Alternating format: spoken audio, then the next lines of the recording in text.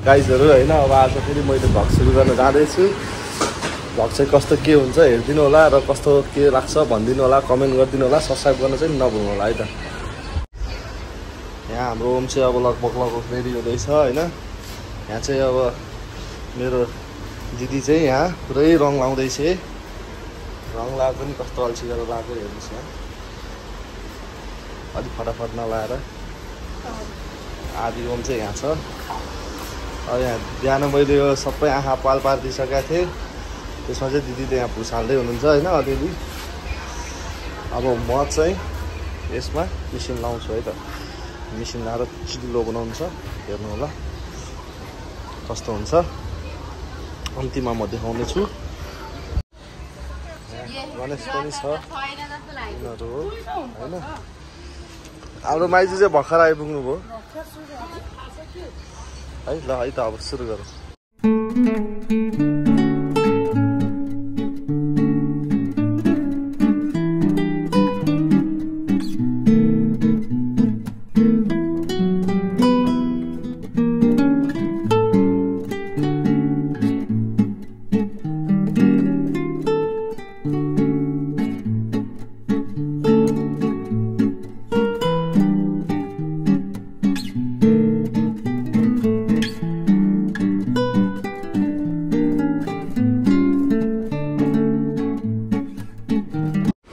So गाइजहरु आदि चाहिँ सकिसक्यो होइन। अब 5 वटा जति बाँकी होला।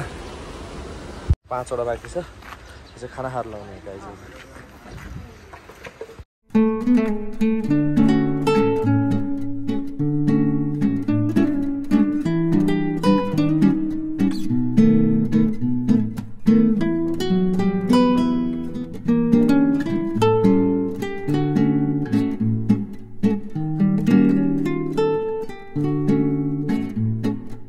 ध्यान रे अब आज चाहिँ आउँछ हाम्रो माइजू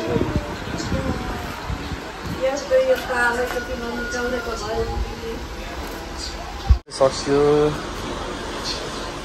अब एउटा बाँकी छ होइन। अब यो दुईटा चाहिँ भोलि बिहान लगाइदिनु पर्ला। आज चाहिँ यो मात्र लगाइदिनु पर्यो। एउटा मिसिन धेरै तातेको कारणले चाहिँ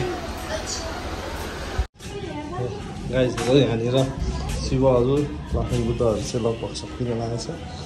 मामा चाहिँ यहाँ मस्तले ठुलो भएर पेन्टिङ हाल्दै हुनुहुन्छ है त। यो अब लास्ट दुईटा बाँकी छ। एउटा यहाँ गर्दै हुनुहुँदो रहेछ, एउटा चाहिँ यहाँ छ होइन। यो चाहिँ सकिसकेछ सक्नुहुन्छ होइन।